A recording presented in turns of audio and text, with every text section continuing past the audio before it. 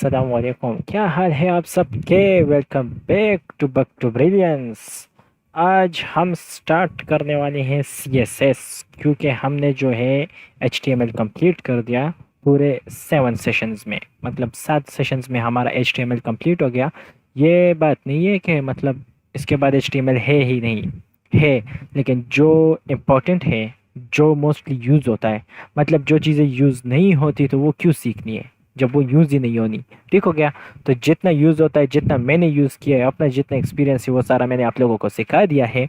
चलो live session देखते हैं कि अच्छा, अगर आप लोगों ने अभी तक HTML भी नहीं सीखा तो HTML का ये प्लेलिस्ट मैंने बनाया हुआ है। काइंडली आप इसे विज़िट कीजिए। ये सारे सीक्वेंस पे है, नेम पे फोकस ज़्यादा नहीं कीजिएगा। नेम में भी है, मतलब मैंने बताया हुआ है कि इसमें हम क्या पढ़ेंगे, इसमें हम क्या पढ़ेंगे, वो मैंने बताई हुई है। बाकी जो मैंने थंबनेल्स रखे हैं तो उस पर लिखा हुआ है कि सेशन 1, सेशन 2, सेशन 3, ये वाला भी मैं अपडेट कर दूंगा। इस तरह का हो जाएगा। सही हो गया? तो सेशन 1, सेशन 2, सेशन 3, इसी तरह पूरे 7 सेशन से आखिरी वाले पे मैंने लिखा है लास्ट सेशन 7। ठीक हो गया? तो चलो अपना वो देखते हैं कि जो हमारा वो है, क्या नाम है उसका, स्ट्रीम, वो सही चल रहा है कि नहीं। ठीक हो क्या? बस फिर स्टार्ट करते हैं। यहाँ से करते हैं? नहीं, यहाँ से नहीं करता। फिर वो मुफ्त का एक व्यू आ जाता है, फिर मैं खुश हो जाता हूँ। मुझे अच्छा नहीं लगता मुफ्त का व्यू। तो बस उसके बाद फिर प्रॉपरली स्टार्ट करते हैं CSS। ठीक हो क्या? बहुत आसान है, बहुत इजी है और बहुत मज़े की चीज़ है। HTML इस तरह है ना कि वो थोड़ी सी बोरिंग है। वो अगर आप लोग कर रहे थे तो शायद आप लोग थोड़े से बोर थे। तो CSS में आप लोगों को मज़ा आएगा। बहुत मज़ेदार चीज़ है CSS। हाँ। हाँ नहीं, अभी तो बंद है क्या? बहुत आसान है, बहुत इजी। चलिए सही। थोड़ा सा मैं बता दूं, आज मेरे सर में बहुत ज़्यादा दर्द है। तो इसलिए अगर थोड़ी सी वो हो गई ना, ऊंच नीच, तो वो थोड़ा इग्नोर कीजिएगा। ओके? तो मैंने एक बेसिक HTML का स्ट्रक्चर बनाया हुआ है। इसका तो अभी आप लोगों को समझ आनी चाहिए कि ये क्या चीज़ें हैं। ठीक हो क्या? ये फुटर है। इसमें मैं क्या करूं, इसमें मैं लिंक दे देता हूं ताकि ये ना हो कि यार किसी टैग के साथ नाइंसाफ़ी हो। ULLI। अच्छा, मैंने आज एक नया एक्सटेंशन यूज़ किया है बहुत। तो आप लोग अगर बिगिनर्स हैं ना, तो आप लोगों को बहुत फ़ायदा देगा। किस तरह? जो बिगिनर्स हैं उनको डिफ्स का अक्सर पता नहीं चलता कि कौन सा डिफ कहाँ ख़त्म हो रहा है, कहाँ शुरू हो रहा है, एटसेक्ट एटसेक्ट। इस तरह इश्यूज़ मुझे स्टार्ट में बहुत ज़्यादा हुआ करती थी। ठीक हो गया? तो मैंने ये एक्सटेंशन इंस्टॉल किया है।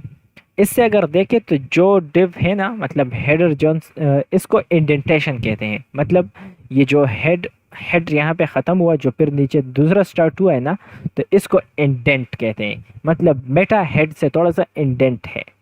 सही हो गया? इस बात की समझ आ गई कि हेड और टाइटल, इन दोनों के बीच में थोड़ी सी इंडेंटेशन है। क्यों? क्योंकि हेड जो है वो यहाँ से स्टार्ट हो रहा है और टाइटल यहाँ से स्टार्ट हो रहा है। मतलब वो लाइन लाइन से जितने स्पेस में पड़ा हुआ है ना, तो वो इसकी इंडेंटेशन है। तो जितना एक ट्री बनता है ना। अच्छा, मैं आप लोगों को 2 एक्सटेंशंस बताऊंगा। इससे आपका जो कोड है वो बहुत ही प्यारा दिखेगा, फॉर्मेटेड होगा। ठीक हो गया? और थोड़ी सी उसकी सेटिंग पे मैं शायद एक वीडियो बना दूं, वो अपलोड कर दूंगा। और जो, हाँ, जो HTML की वीडियोस है उसका जो प्लेलिस्ट है उसकी लिंक मैंने डिस्क्रिप्शन में दी हुई है। तो आप वहाँ से डिस्क्रिप्शन से HTML के प्लेलिस्ट को एक्सेस कर सकते हैं। ठीक हो गया?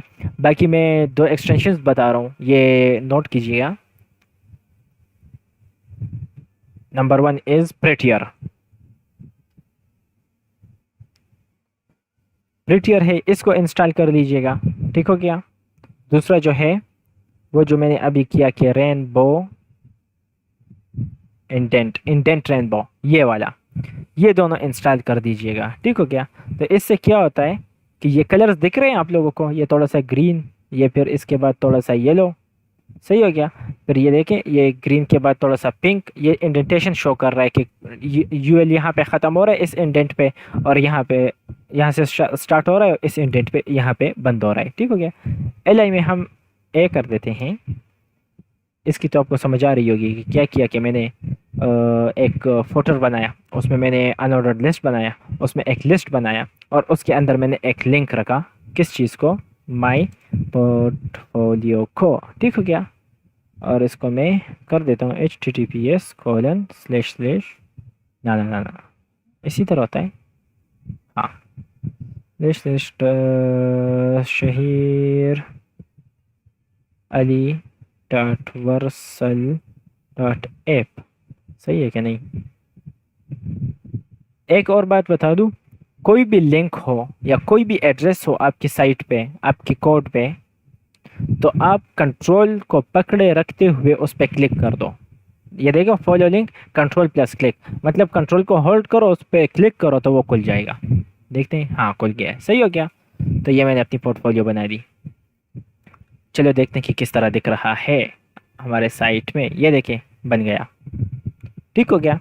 तो ये जो है ये हमारा हेडर है, ये मेन है और ये फुटर है। चलो ये बात तो HTML की हो गई। सही हो गया। थोड़ी सी HTML की मैंने रिवीजन दे दी है। Control x, control we, control x, control we और ये डिलीट। थोड़ी सी म्यूजिक की आवाज़ आ रही है, वेट अ मिनट।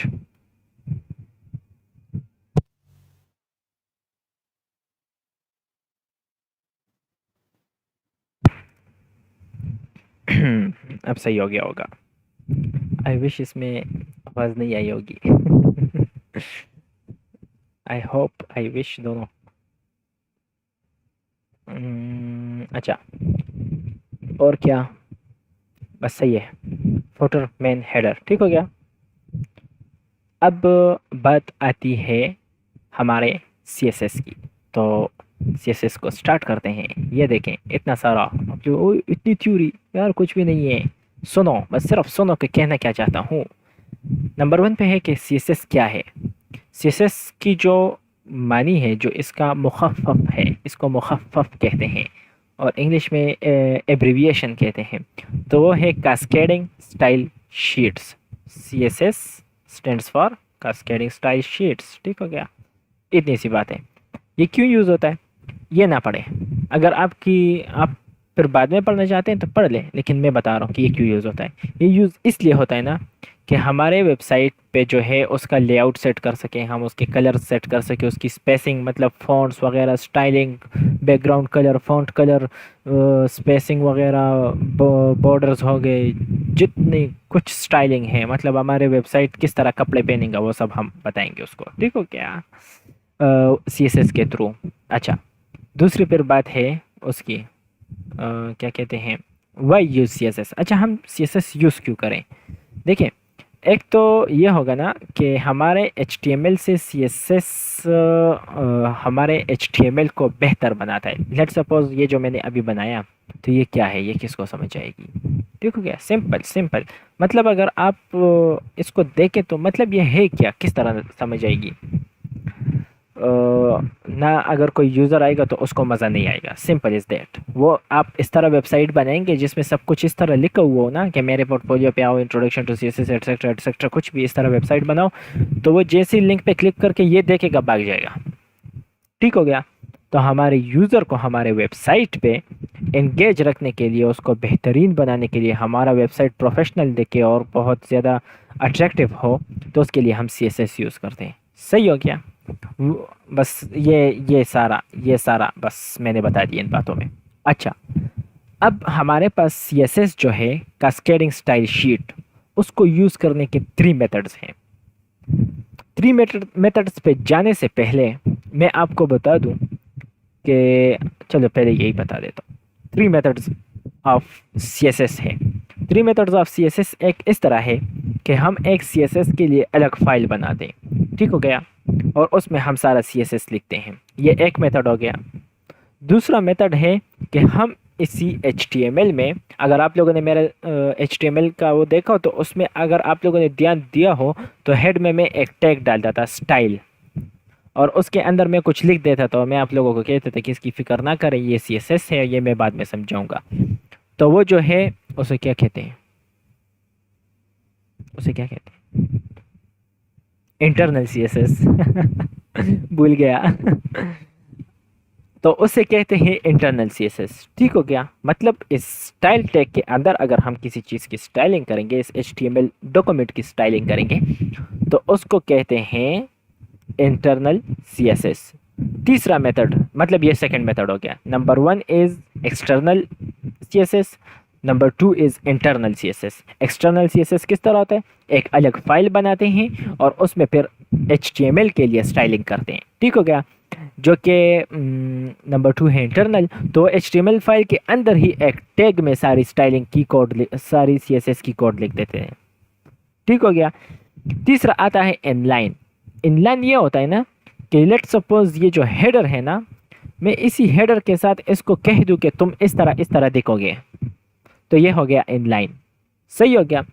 अब ये देखें, ये इंटरनल हो गया, ये इनलाइन हो गया। स्टाइल, देखो स्टाइल मैंने लिखा, एट्रीब्यूट दिया, एट्रीब्यूट का आपको मैंने बताया हुआ है, और फिर इज इक्वल टू और डबल कोट्स लगाए।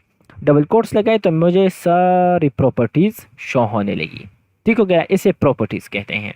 इसको मैं अभी समझाता हूँ आप लोगों को। ठीक हो गया। तो ये इनलाइन हो गया। फिर अगर हम इधर लिखेंगे कि लेट सपोज, चलो अभी अभी इधर आने के लिए मैं आप लोगों को दूसरी चीज़ बताता हूँ। एक्सटर्नल सीएसएस किस तरह लिखेंगे, इनलाइन का भी मैं बताता हूँ। इसमें अभी बात आ रही है सेलेक्टर्स की, फिर प्रॉपर्टीज़ की, फिर वैल्यूज़ की।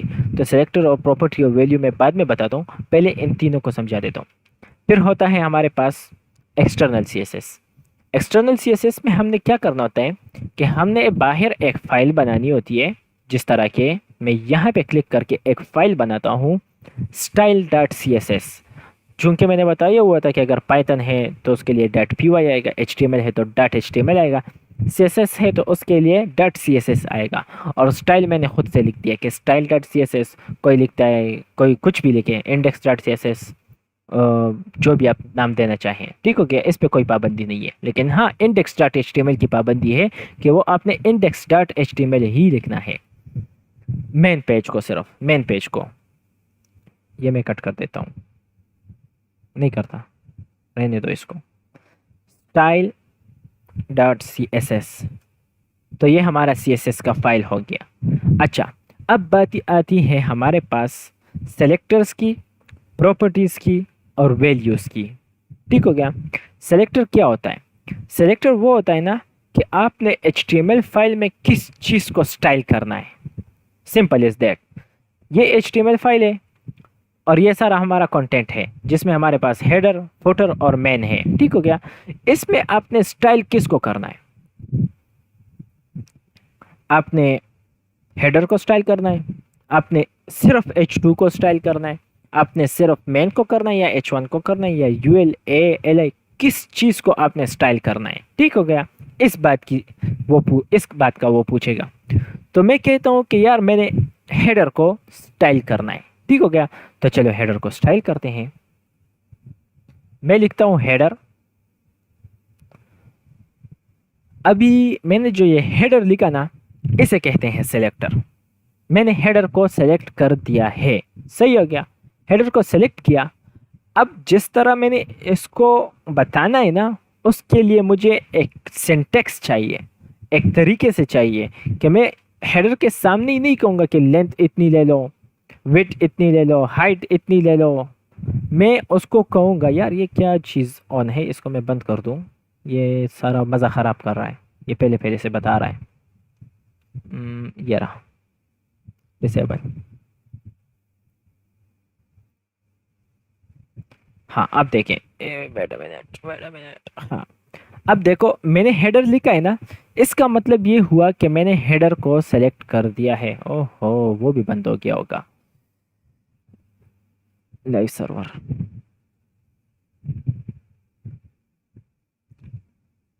क्या है? हो जाओ ना होवर। अच्छा, ये हेडर इधर पड़ा हुआ है, इसको मैंने इधर सेलेक्ट कर दिया है। अब मैंने इसको बताना है, एक सिंटेक्स देना है। हर एक सेलेक्टर को एक सिंटेक्स देना होता है, मतलब एक लोकेशन देना होता है कि इस सेलेक्टर की जो भी स्टाइलिंग होगी मैं इस लोकेशन के अंदर आपको बताऊंगा। जैसे ही मैं इस लोकेशन से बाहर जाऊंगा तो समझ जाओ कि ये इस हेडर के लिए मैं स्टाइलिंग नहीं दे रहा। Simple is that. तो वो लोकेशन जो है ना, हम उसको डिफाइन करते हैं करली ब्रेसेस से। करली ब्रेसेस जो पी है, पी और ओ, मतलब ओ आता है फिर पी आता है फिर करली ब्रेस आ जाता है कीबोर्ड पे। आप अगर देखें तो कुछ इस तरह सा होता है। आप देखें, जैसे मैं इस पे क्लिक कर किया, देखो ये करली ब्रेसेस ओपन हो गई। करली ब्रेसेस ओपन हो गए ना, इसके बाद मैंने इस पे कुछ प्रॉपर्टी, अब इसको प्रॉपर्टी कहते हैं। लेट्स सपोज मैं इसको दे दूं वेट। वेट को आप जानते ही होंगे, मतलब अगर आप थोड़ी बहुत इंग्लिश जानते तो आप वेट भी जानते हैं कि वेट क्या है, ठीक है। तो मैं इसको वेट देता हूँ 30 पिक्सल। ये सारी बातें मैं थोड़ी उस तरीके से समझाऊंगा, सिर्फ अभी इसको देखे कि क्या हो रहा है।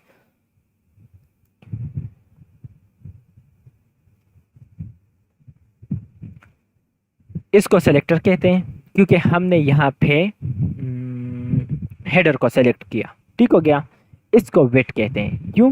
क्योंकि किसी भी चीज़ को अगर आपने सेलेक्ट किया है और उसको आप किसी तरह से उसकी किसी खसूसियत को आप चेंज करना चाहते हैं, उसके लेंथ को चेंज करना चाहते हैं, उसके कलर को चेंज करना है। लेट सपोज अगर ये माउस है, इसका कलर ब्लैक है, तो इसकी कलर जो है, ये ब्लैक जो है, ये इसकी एक प्रॉपर्टी है, ये कलर नहीं है, ये इसकी प्रॉपर्टी है। इसी तरह हेडर की भी प्रॉपर्टी कलर ही है। कलर मतलब ये कलर जो है ये अब इस हेडर की प्रॉपर्टी है, ठीक हो गया। और कलर कौन सा है? ब्लैक है, तो इस प्रॉपर्टी की वैल्यू क्या है? ब्लैक। Simple is that. आसानी से मैं अगर समझा दूँ तो मैं देखता हूँ अगर कहीं इस पे मिला कि CSS प्रॉपर्टी, ओहो, प्रॉपर्टी और क्या, सेलेक्टर एंड वैल्यू। अगर इधर नहीं मिला तो मेरे पास एक सोर्स फाइल पड़ा हुआ है, फिर मैं उधर समझा दूंगा आप लोगों को। और इसको एज अ होल कलर से लेके ब्लू तक इसको डिक्लेरेशन कहते हैं, ठीक है क्या। ये मैं समझाने वाला था, इधर सामने आ गया तो बस मैंने कहा कि चलो लगे हाथ समझा देते हैं। ओहो हबीबी, क्या कर रहे हो? Open vision new tab. हाँ, पी क्या हो गया? क्योंकि अगर हमने इधर पी दिया होता, अगर इधर एक पैराग्राफ होता, लेट सपोज पी, या पैराग्राफ हो गया, इसको मैं कहता हूँ कि आप लोगों को मैं कहता हूँ कि प्लीज़ लाइक एंड शेयर, ठीक हो क्या।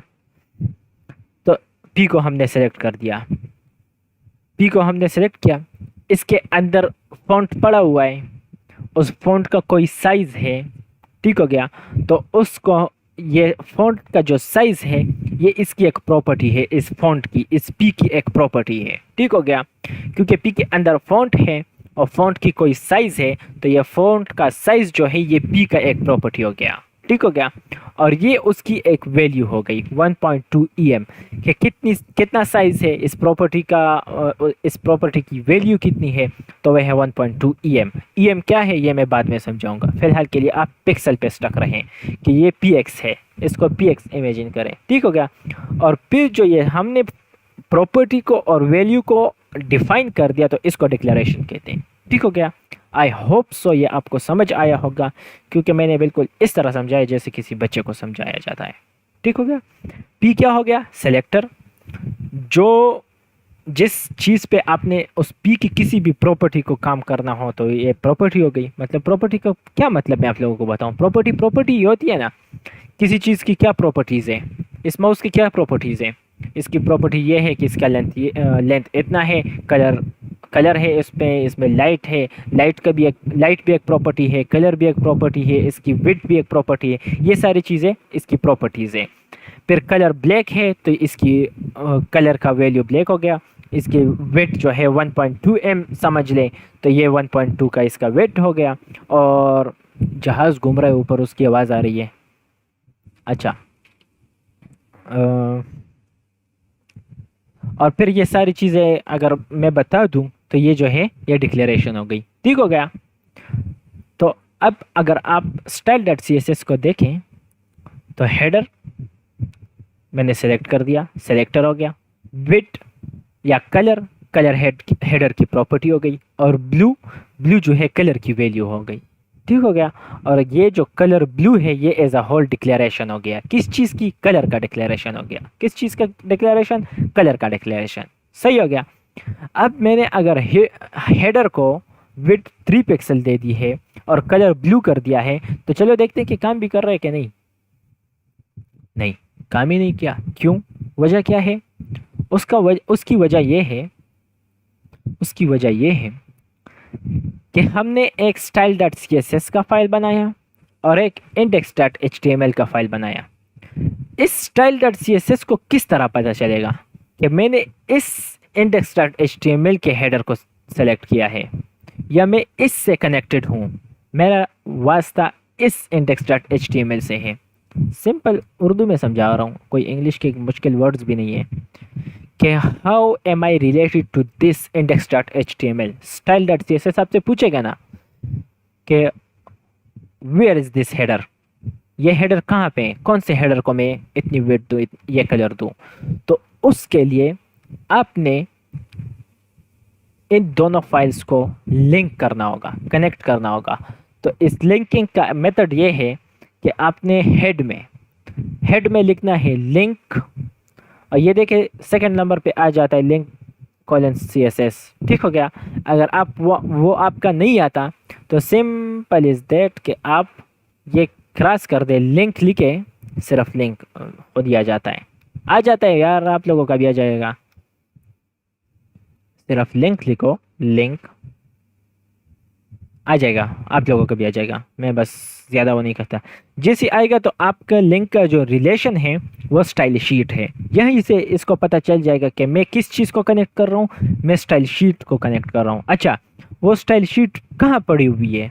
तो मैंने आपको एड्रेसिंग का एक पूरी वीडियो बताई हुई है, अगर आप लोगों ने नहीं देखी तो आप HTML में देख सकते हैं। आपने हाइपर टेक इसको हाइपर टेक्स्ट रिलेशन कहते हैं, हाइपरटेक्स्ट रेफरेंस कहते हैं, हाइपरटेक्स्ट रेफरेंस। ठीक हो गया। तो आपने हाइपरटेक्स्ट रेफरेंस में आपने उस style dot C S S का एड्रेस देना होगा। अब इस फाइल के साथ style dot C S S किधर पड़ी हुई है? इसी फोल्डर में पड़ी हुई है। तो आप एक डॉट लगाएंगे, डॉट लगाया और स्लैश लगाया, तो इस फोल्डर में जो कुछ है वो आपको शो हो गया और आपने style dot C S S को सेलेक्ट किया तो ये दोनों आप कनेक्ट हो गए हैं। किस तरह कनेक्ट हो गए हैं? फिर वही मेथड अप्लाई करें कि कंट्रोल पकड़े और इस पर क्लिक करें। जैसे इस पर क्लिक करेंगे वो फाइल खुद ब खुद खुल जाएगी, खुद ब खुद खुल जाएगी। तो समझ जाओ कि ये दोनों कनेक्ट हो गए हैं। अब देखते हैं कि असर हुआ कि नहीं। ये देखें, हो गया असर। मतलब चेंजेस आ गई। किस तरह? कलर ब्लू हो गया, विड्थ 3 पिक्सल हो गई, इसलिए ये एक दूसरे के नीचे आ रहे हैं। मैं थोड़ी सी विड्थ बढ़ाता हूँ, मैं विड्थ बढ़ाता हूँ 300 पिक्सल, तो देखें अभी फैल गया है। अच्छा, समझ आ गई इस चीज़ की कि क्या होता है, कैसे होता है। अच्छा, अभी इनलाइन और एक्सटर्नल और इंटरनल पे दोबारा आते हैं। एक्सटर्नल की समझ आ गई कि एक फ़ाइल बनाते हैं, index dot H T M L के साथ उसको कनेक्ट करते हैं और फिर सेलेक्टर और प्रॉपर्टीज़ और वैल्यूज़ को यूज़ करते हुए सारे फाइल को स्टाइल करते हैं। बस इतनी सी कहानी है। एक्सटर्नल की भी यही कहानी है, इंटरनल की भी यही कहानी है और इनलाइन की भी यही कहानी है। अच्छा, सबकी यही कहानी है, तो डिफरेंस क्या है? दूसरा फाइल क्यों बनाते हैं, इंटरनल क्यों लिखते हैं, फिर इनलाइन क्यों लिखते हैं? है बहुत डिफरेंस है। डिफरेंस ये है ना कि अगर आप लेट्स सपोज ट्राई करते हैं, प्रैक्टिकली बताता हूँ। इस पे मैंने 300 पिक्सल का वेट दिया और कलर कर दिया ब्लू। सही हो गया। अभी यही हेडर को मैं सेलेक्ट करके इंटरनल में यूज़ करता हूँ। स्टाइल का टैग बनाया हेड में। ठीक हो गया। फिर से बनाते हैं हेड, हेड नहीं, हेड तो बना हुआ है। स्टाइल का टैग लिखते हैं। ठीक हो गया। सेव किया और इसके अंदर वही सेलेक्ट किया, वही सेलेक्टर है, वही प्रॉपर्टी है, वही वैल्यूज़ है। सही हो गया। अभी देखते हैं कोई डिफरेंस आया है? नहीं आया। चलो वैल्यू चेंज करते हैं, ब्लू की जगह रेड कर देते हैं। रेड किया, रेड हो गया। क्यों? ब्लू क्यों नहीं रहा? हमारे पास एक्सटर्नल में तो ब्लू भी है, चलो इसको ग्रीन करते हैं। कि अभी कुछ काम करता है क्या? नहीं, नहीं, नहीं किया। क्यों किया? क्यों क्यों? हाँ, रिफ्रेश किया तो सही हो गया। देखें, इंटरनल में रेड है, एक्सटर्नल में ग्रीन है, लेकिन ये इंटरनल का शो कर रहा है, एक्सटर्नल का शो नहीं कर रहा। रिफ्रेश करते हैं, देखें, रिफ्रेश करता जा रहा हूँ, लेकिन ये रेड ही शो हो रहा है। चलिए इसको ब्लैक की जगह येलो कर देते हैं।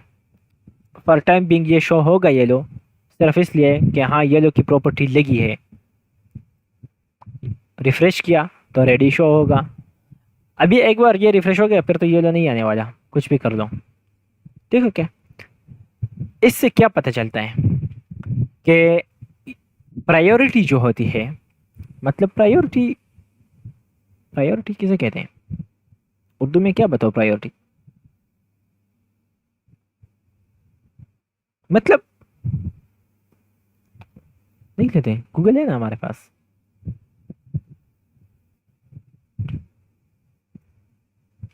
तरजीह, तरजीह। तो हेडर इनलाइन, एक्सटर्नल और इंटरनल में जो फ़र्क है वो तरजीह का है, कि कौन से को ज़्यादा तरजीह देनी है और कौन से को कम तरजीह देनी है, कौन से को ज़्यादा प्रायोरिटी देनी है, कौन से को कम प्रायोरिटी देनी है। तो सबसे कम प्रायोरिटी जो है वो एक्सटर्नल की है, उससे कम फिर इंटरनल की है, और उससे कम मतलब सबसे ज़्यादा फिर इनलाइन की है। लेट सपोज ये हेडर है, यही यही स्टाइलिंग्स में कॉपी करता हूँ, कंट्रोल सी, और जो हेडर है इसमें मैं स्टाइल टैग एट्रीब्यूट यूज़ करके यही वैल्यूज़ देता हूँ। अभी मैं इसको कलर रेड की बजाय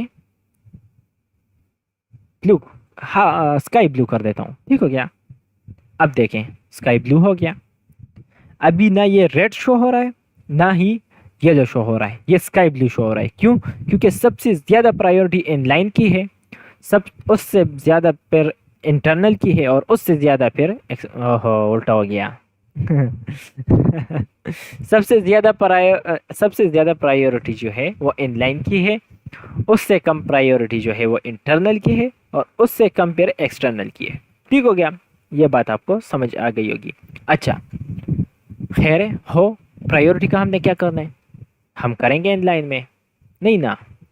इससे ये होगा ना कि अगर आपने इस हेडर को, फॉर एग्जांपल ये जो H2 है, लेट्स सपोज ये H2 है, मैं अभी इसको चेंज करके H2 के लिए कर देता हूँ। ठीक हो गया?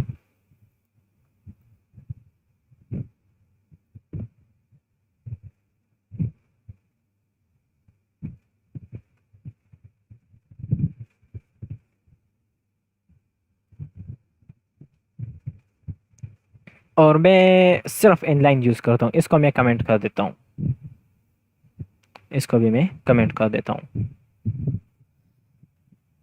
आपकी जो वेबसाइट होती है ना, उस पे हमारे पास जो हेडिंग होते हैं, लेट सपोज यहाँ पे हमारे पास हेडिंग है बग टू ब्रिलियंस,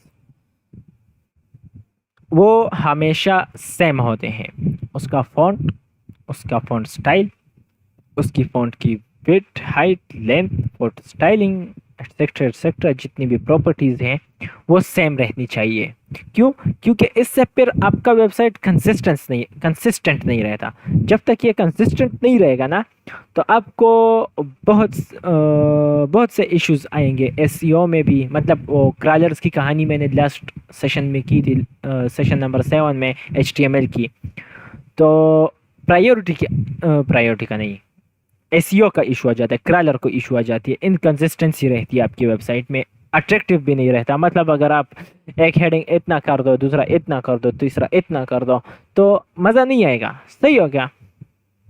तो इसलिए आपने कंसिस्टेंट रहना है। तो लेट सपोज आपने H2 करना है, H2 है आपके पास, सिर्फ एक नहीं, आपके पास 2-3 है। ठीक हो गया? तो क्या करेंगे, आप सबको यही स्टाइलिंग बार बार लिख के देंगे।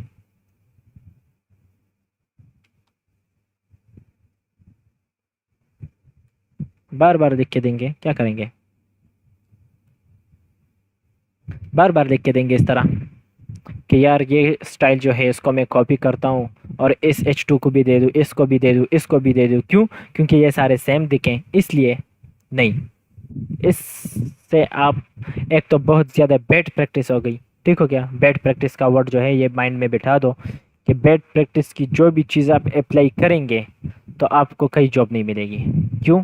क्योंकि फिर जो, अगर लेट सपोज आपने एक, आपको एक प्रोजेक्ट आया, आपने डिज़ाइन किया, डेवलप किया, आपने प्रोजेक्ट हैंड ओवर किया। आपने जैसे प्रोजेक्ट हैंड ओवर किया तो इसका मतलब ये नहीं है कि आपके बाद उस पे कोई काम नहीं करेगा। अगर उस, आपके बाद कोई उस पे काम करेगा तो वो उस तरह मतलब नहीं कर पाएगा। मतलब हर एक हेडिंग H2 को चेंज करना, H2 को चेंज करना, H2 को चेंज करना, तो बहुत सी मुश्किलात आ जाएंगी उनको। फिर आपको कभी भी वेबसाइट नहीं देंगे। कि पिछली बार इसको मैंने वेबसाइट दी थी और इसने ये क्या हशर कर दिया था कि फिर मेरे साथ जो भी कोडर आ रहा था तो वो नहीं एडिट कर पा रहा था, उसका सर आ रहा था, वो डिमांड ज़्यादा कर रहा था इस एक कोडर की वजह से। ठीक हो गया? इस बात की समझ आई? तो सिंपल इज़ दैट कि जब तक इंतहाई ज़्यादा ज़रूरत ना हो इनलाइन यूज़ ही नहीं करनी। अच्छा, ये बात तो समझ आ गई कि इनलाइन नहीं यूज़ करते हैं, ठीक है, नहीं करते इनलाइन यूज़, इंटरनल यूज़ कर देते हैं। चलो सही है, इंटरनल यूज़ करते हैं, देखते हैं क्या होता है। स्टाइल मैंने यहाँ से हटा दिया, सबर, हाँ हटा देते हैं। स्टाइल मैंने यहाँ से हटा दिया, सही हो गया। और इंटरनल को मैंने अनकमेंट कर दिया। 4 बार बक टू ब्रिलियंस आ गया, सही हो गया। चारों H2 है, इनलाइन में रेड कलर है, सब कुछ परफेक्ट है, मज़ा आएगा। ठीक हो क्या? H2 जितने बढ़ाएंगे, ओहो क्या हो गया, रेड होते जाएंगे। ठीक हो क्या? सिर्फ एक दफ़ा डिफाइन करने से। मज़ेदार चीज़ है कि नहीं? है, बहुत मज़ेदार चीज़ है। लेकिन क्या आपके वेबसाइट में एक ही पेज होगा?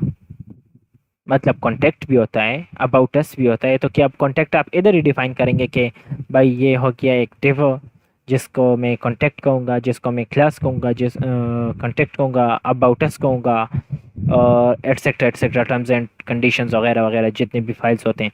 तो क्या आप एक ही पेज में करेंगे? नहीं ना, आप कुछ इस तरह करेंगे कि कॉन्टैक्ट अस डॉट HTML, ठीक हो गया।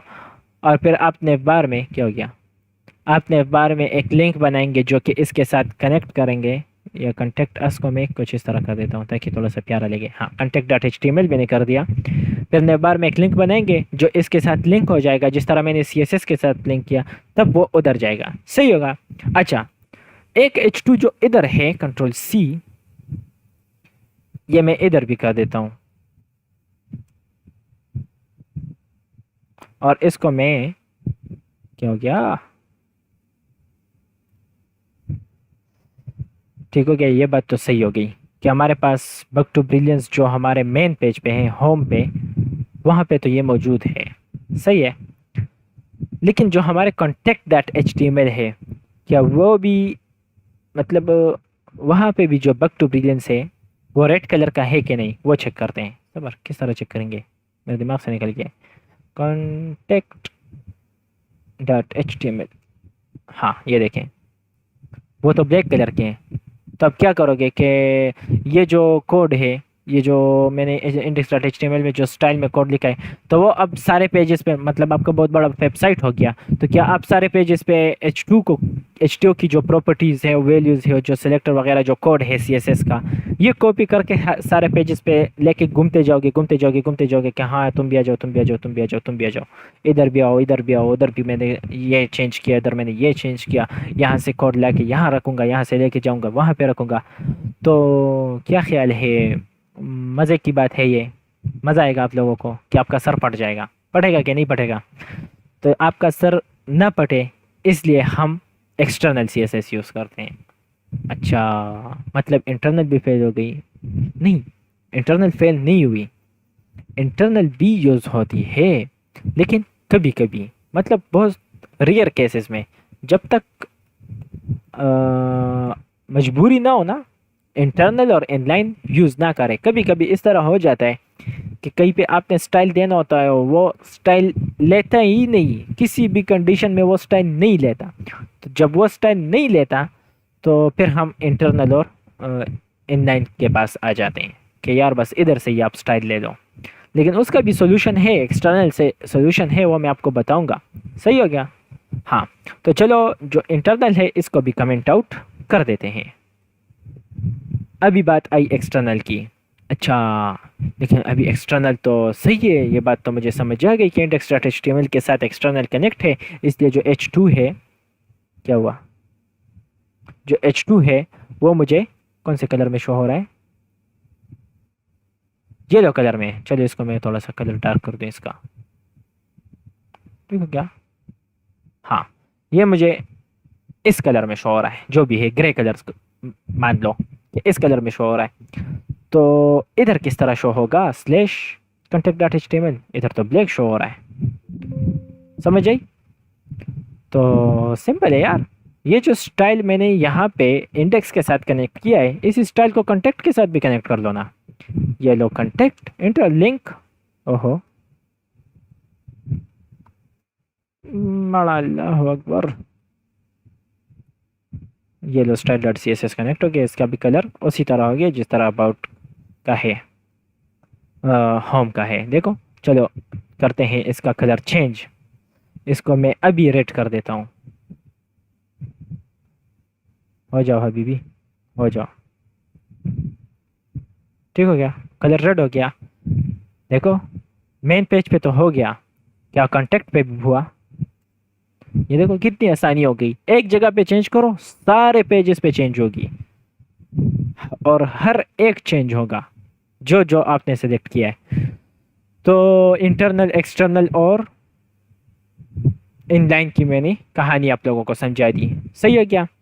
और दूसरी मैंने कहानी आप लोगों को समझाई कि सेलेक्टर क्या होता है, और प्रॉपर्टी क्या होती है, और वैल्यू क्या होती है, और डिक्लेरेशन किस तरह होती है, ठीक हो गया। डिक्लेरेशन क्या होता है कि आपने प्रॉपर्टी लिखनी है, कॉलन लगाना है, और आपने वैल्यू देनी है, और फिर सेमी कॉलन लगाना है, सही हो गया। तो बस ये डिक्लेरेशन हो गई, कुछ इस तरह, property, colon, value, semi colon, बस।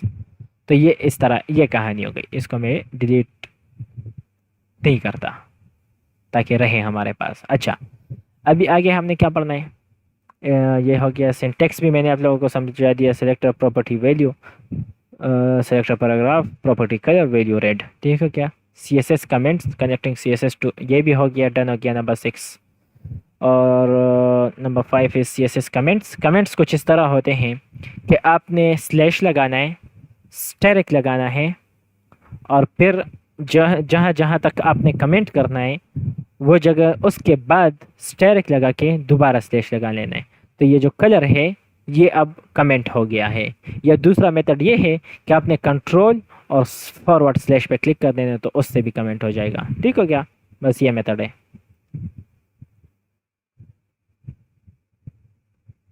कमेंट्स भी हो गए हमारे, सही है। प्रैक्टिस एक्टिविटी, अच्छा, add an inline style to a paragraph, change its text colour, ठीक हो गया, कर लेते हैं आप लोगों के लिए, एक बार फिर से कर देते हैं, एक बार किया एक बार फिर से करते हैं। ये जो H2 है इस पर मैंने स्टाइल एट्रीब्यूट लगाया, और मैंने इसको कलर कहा कि कलर कर दो ग्रीन, सही हो गया। और जाते हैं होम पेज पे, क्योंकि हमने होम पेज पे इसको चेंज किया है। होम पे गया तो ये कलर ग्रीन हो गया, समझ गए। अच्छा, अब इसको मैं हटाता हूँ और आता हूँ इनलाइन पे, इंटरनल पे, और इंटरनल पे मैंने इसका कलर रेड कर दिया, रिफ्रेश किया तो रेड हो गया, सही हो गया। और फिर जब इधर आए तो इधर रेड है, तो मैं इसको कमेंट करके इसका कलर ब्लू कर देता हूँ, तो ब्लू भी हो गया। इनलाइन, एक्सटर्नल और इंटरनल तीनों के मदद से मैंने आपको कलर चेंज करवा के बता दिया। आज सिर्फ इंट्रोडक्शन हो रही है कि CSS किस तरह क्या चीज़ है। इनलाइन भी हो गया, इंटरनल भी हो गया, एक्सटर्नल भी हो गया। अच्छा, अभी आप लोगों के लिए टास्क है, suggested task for learners, create a basic hello CSS web page. मतलब एक वेब पेज बनाओ, किस तरह का, कुछ इस तरह का कि हेलो CSS.html, ठीक हो क्या। ये बॉयलर प्लेट हो गया, सही है, बन गया। आगे क्या करना है, change the text colour of a paragraph, सही हो गया। इधर आपने एक पैराग्राफ लेना है, बॉडी में P, इसमें कुछ भी लिख लेना है, लोअर M 10, और इसका कलर आप लोगों ने चेंज कर देना है। ठीक हो गया। Set a background colour for the body. Background colour का जो प्रॉपर्टी है वो बैकग्राउंड कलर ही है, कुछ इस तरह।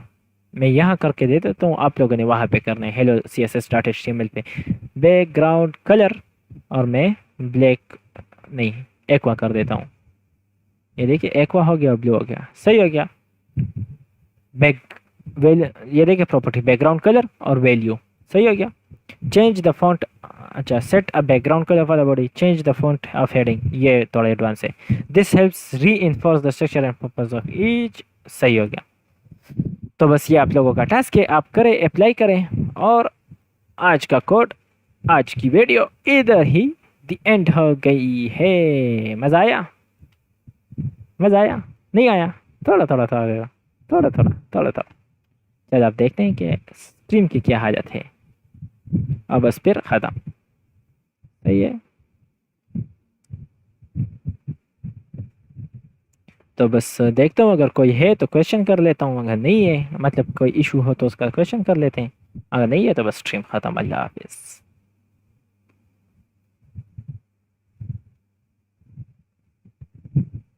कोई नहीं है, मैं अकेला खुद को पढ़ा रहा हूँ। वाह क्या बात है।